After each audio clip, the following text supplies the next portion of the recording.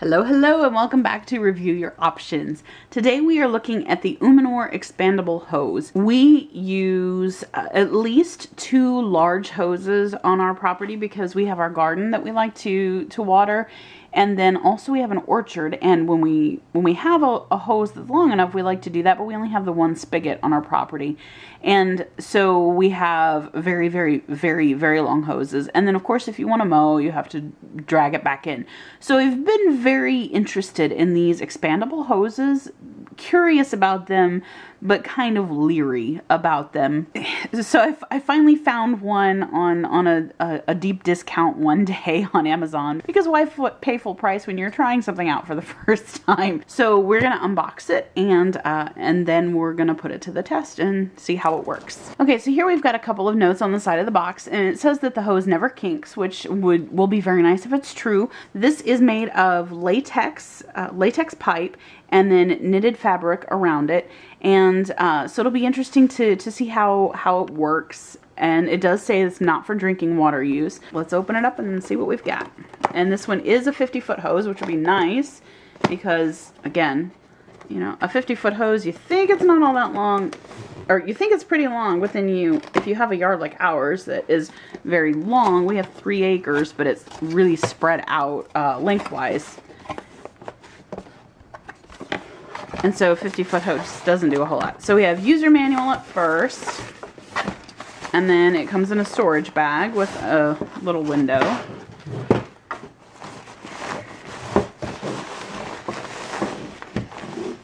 With the hose here. It has kind of a funky smell. I think it's kind of like latex, actually. It kind of smells like the home improvement store, to be honest. And then in there we also have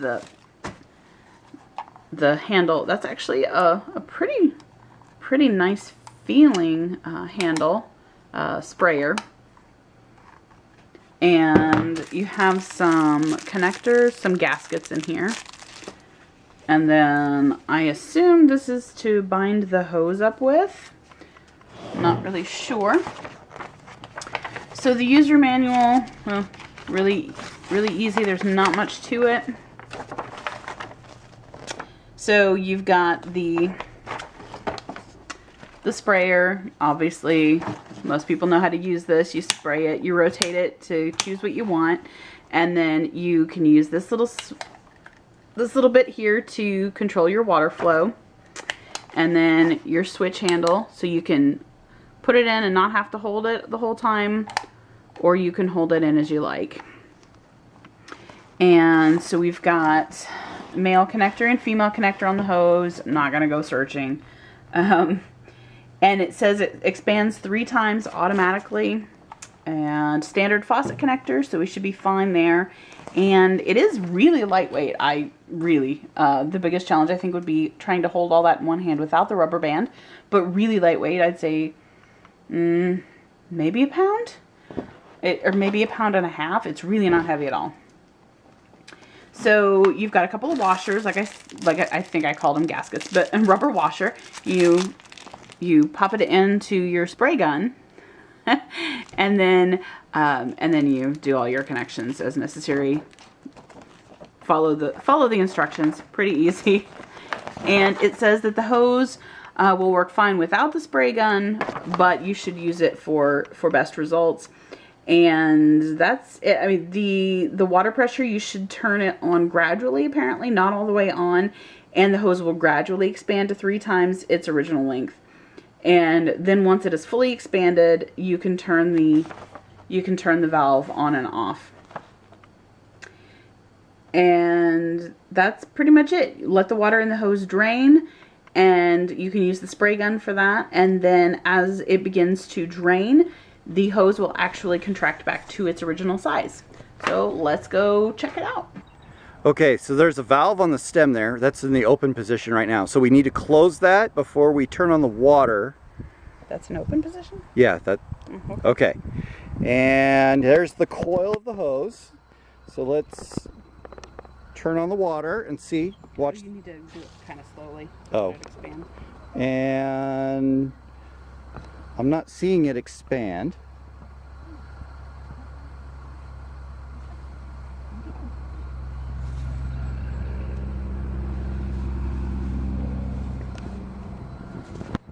Yeah. Do you have the water on? Water's on. Go ahead and turn the valve to the open position. Go ahead and turn that valve to the open position. I'm just watching. You're not supposed to do that until it's fully charged. Okay, now let's spray with it. Getting a lot of air. So there's just a bunch of air.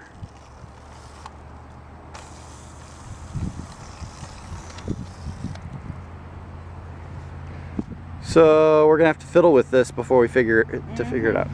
All right. All right. Just showing this off. We left that valve closed on the spray handle. I'll show that right here. So you see that valve's closed, and dropped it. The hose here, it didn't really extend, even though we left the water pressure on for a couple hours. But when I came and started stretching it, it stayed stretched. So it does stretch out, and I'm betting if we had more water pressure that it would probably do it better. So take that into account. Now and show off the nozzle. Here, we got it on shower. Oh, I gotta open that valve. Oh, there we go.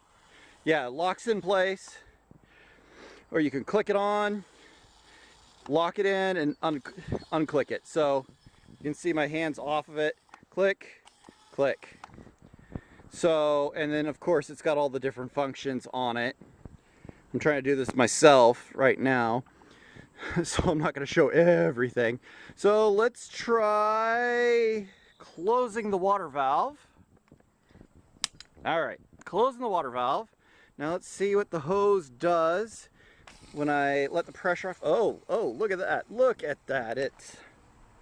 It does shrink back. It does. So that works. Yep. When you take off the pressure, that seems to work real well.